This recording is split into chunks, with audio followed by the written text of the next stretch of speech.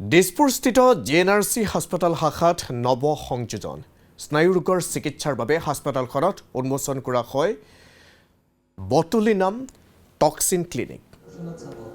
এই অনুষ্ঠানত উপস্থিত থাকে জ্যেষ্ঠ স্নায়ু ৰোগ বিশেষজ্ঞ doctor Nabajyoti Borkotoky, doctor Rupjyoti Das, doctor Alfarid Shahid Ali.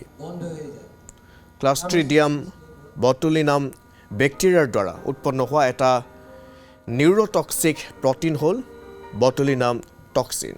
Stroke, ডিঙিৰ পেশীৰ সমস্যাৰ বাবে, মূৰৰ অস্বাভাৱিক অৱস্থান, দীঘলীয়া মাইগ্ৰেন, চকুৰ পেশীৰ অস্বাভাৱিক অৱস্থান নিয়ন্ত্ৰণৰ চিকিৎসাত বটুলিনাম টক্সিনৰ ব্যৱহাৰ হয়।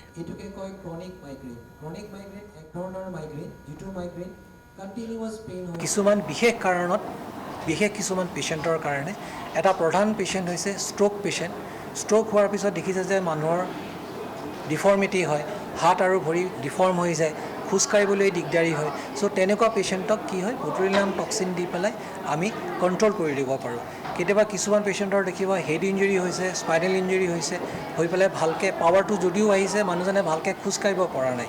তেতিয়া বটুলিনাম টক্সিন দি মানুহজনৰ ষ্টিফনেছটো আমি কমাই দি তেওঁৰ কোৱালিটি অফ লাইফটো আমি ইম্প্ৰুভ কৰিব পাৰোঁ। কেতিয়াবা কিছুমান মানুহৰ দেখিব চকুটো কোচ খাই গৈছে, মুখখন কোচ খাই গৈছে, কথা ক'লে কথা ক'ব নোৱাৰে, পেইন হৈছে, য'ত এক্সেচিভ মাছল স্পাজম য'ত হয় তাতেই বটুলিনাম টক্সিনৰ একশ্যনটো হয়।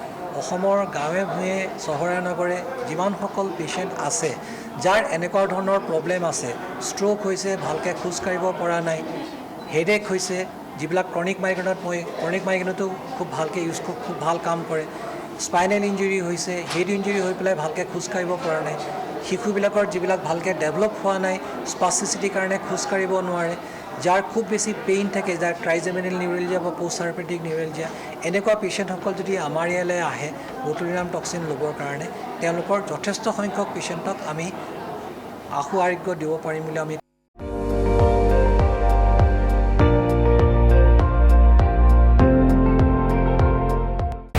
আপুনি চাই আছে ND24, সৰ্বশ্ৰেষ্ঠ নহয়, সৰ্বোত্তমৰ দৌৰ।